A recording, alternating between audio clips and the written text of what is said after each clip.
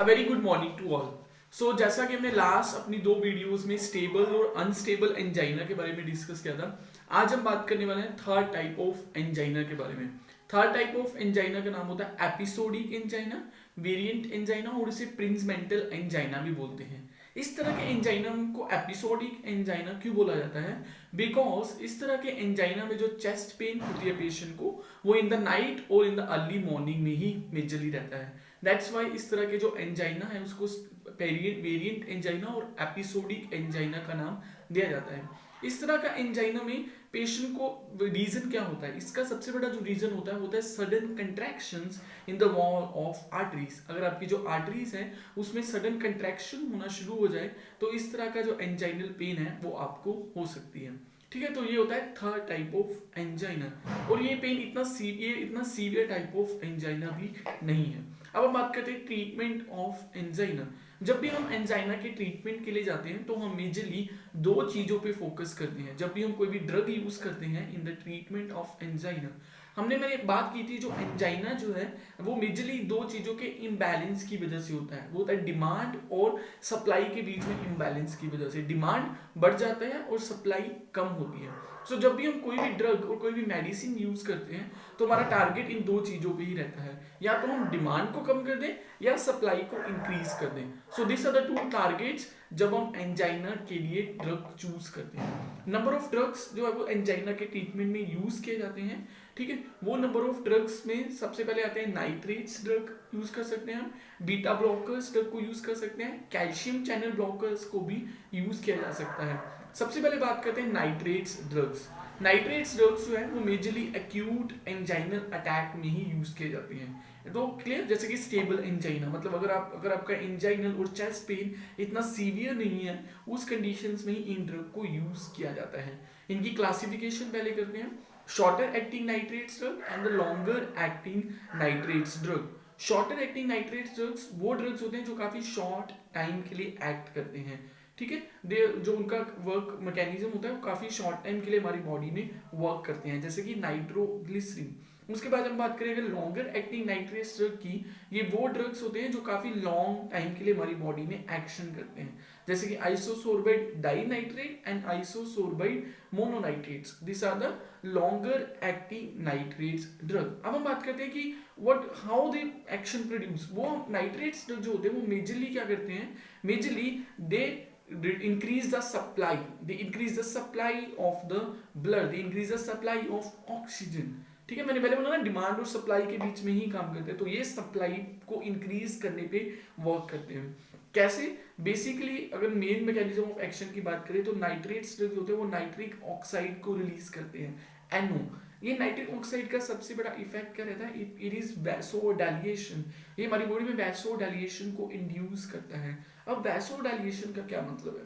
ठीक है, वैसोडाइलेशन का मतलब होता है dilation of arteries and the veins. जैसे कि हम पहले ही ये डिस्कस कर चुके हैं कि जो सबसे बड़ा एंजाइना का कॉज होता है वो आर्टरीज और वीन्स में कंस्ट्रिक्शन हो जाना ही मेन कॉज होता है। अब because nitrate drugs they lead to a dilation of arteries and veins, जिसकी वजह से सप्लाई बढ़ जाती है।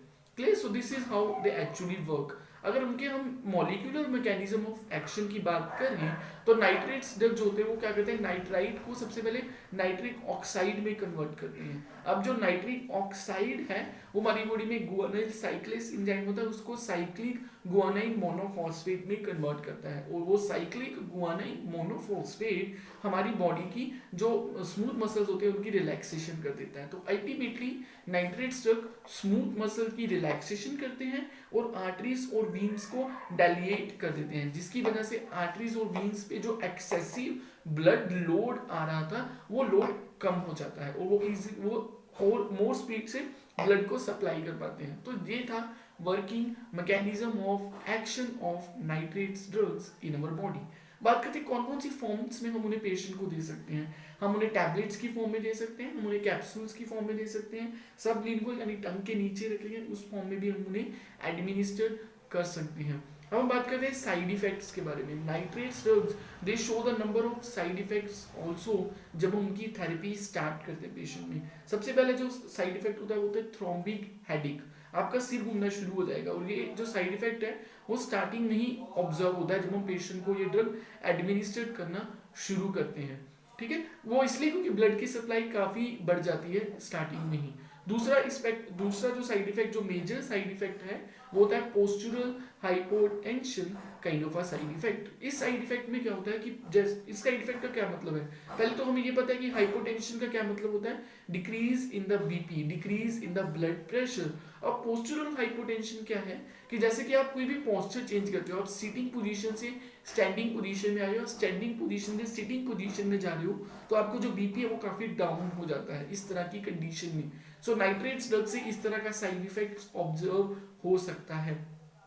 ओके, सो इस ये दो साइड इफेक्ट हो गए। अदर देन फेंटिंग भी हो सकती है, सिंकॉप जिसे हम बोलते हैं, अचानक से बंदा फेंट हो सकता है क्योंकि बीपी डिक्रीज हो जाता है, डिजीनेस हो सकती है, वीकनेस, फेटीगनेस, इस तरह के कॉमन साइड इफेक्ट्स भी हो सकते हैं। तो बट दे धीरे धीरे वो बॉडीज होती है उन्हें टॉलरेट करना शुरू कर जाती है, वो इस ड्रग के प्रति टॉलरेंस डेवलप कर लेती है, और in the middle of therapy हमें इस तरह के साइड इफेक्ट्स नहीं होते, यानी कि शुरू में 5-6 दिन इस तरह के साइड इफेक्ट्स ज्यादा ऑब्जर्व होंगे in the patient. So this is about the nitrates drug, वो कैसे काम करते हैं, ठीक है, और कैसे फॉर्म में उन्हें दे सकते हैं हम, टैबलेट्स की फॉर्म में, कैप्सूल्स की फॉर्म में भी उन्हें दे सकते हैं। उसके बाद अगर मैं बात करूं, other than the angina, other than acute angina, हम उनको कंजेस्टिव हार्ट फेलियर में भी यूज कर सकते हैं और मायोकार्डियल इन्फ्रेक्शन में भी यूज कर सकते हैं। इन दोनों कंडीशंस के बारे में हम अपनी नेक्स्ट वीडियोस में डिस्कस करने वाले हैं, ठीक है। ये हो गया फर्स्ट ड्रग। उसके बाद बीटा ब्लॉकर्स ड्रग भी यूज किए जाते हैं, कैल्शियम चैनल ब्लॉकर भी यूज किए जाते हैं।